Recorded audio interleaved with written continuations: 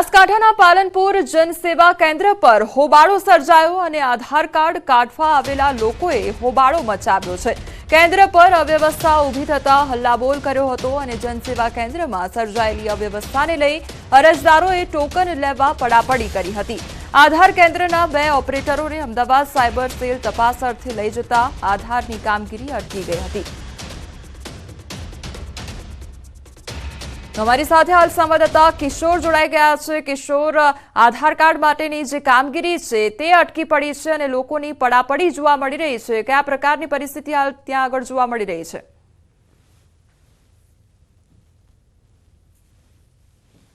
लोकोनी जे line छे ते जोवा मळती होय छे, परंतु गईकाले पालनपुर जनसेवा केन्द्रना आधार केन्द्रना जे 2 ऑपरेटर होता बंने ऑपरेटरोने कोई डुप्लिकेट आधार बनाव्यो होय तेवी शंकाना आधारे अमदावाद सायबर सेल तपास अर्थે લઈ જતા પાલનપુરમાં અત્યારે તો આધાર કાર્ડની જે કામગીરી છે તે અટકી છે અને કામગીરી અટકતાની સાથે જ લોકોએ પાલનપુર જનસેવા કેન્દ્ર ખાતે હોબાળો મચાવ્યો હતો અને આધાર કેન્દ્ર પર સર્જાયેલી અવસ્થાને લઈને લોકોમાં અત્યારે તો રોષનો માહોલ છે અને ટોકન લેવા પણ અત્યારે પડાપડી થઈ રહી છે। ત્યારે જો વધુ 2 ઓપરેટરો જનસેવા કેન્દ્ર ખાતે મૂકવામાં આવે તો આ હોબાળો શાંત થઈ શકે છે, પરંતુ અત્યારે તો આધાર કાર્ડ અપડેટ કરાવવાને લઈને લોકોમાં રોષનો માહોલ છે। જી કિશોર, સમગ્ર માહિતી બદલ આપનો આભાર।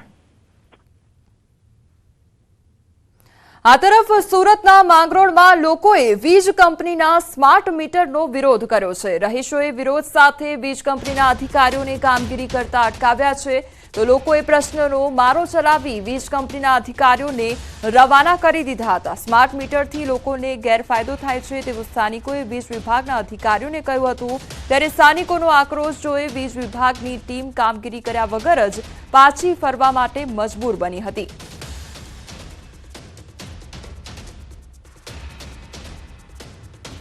તો લોકો દ્વારા સ્માર્ટ મીટરનો વિરોધ કરવામાં આવી રહ્યો છે અને ગેરફાયદા પણ અધિકારીઓને ગણાવવામાં આવ્યા છે। લોકોને ખાવાના જ્યારે ફાફા પડતા હોય, બેરોજગારી એટલી બધી હોય તો બિલ ક્યાંથી પડતું? જે મીટર હમણાં હાલમાં ડિજિટલ મીટર લગાવે છે એમાં જ જ્યારે ખામી દૂર થતી નથી તો ત્યાં સ્માર્ટ મીટર લગાવીને ફાયદો શું છે? એટલે અમે ગામજનો વતી અમે એનો વિરોધ કરીએ છીએ અને સ્માર્ટ મીટર અમને કોઈ પણ હિસાબે ચાલશે નહીં।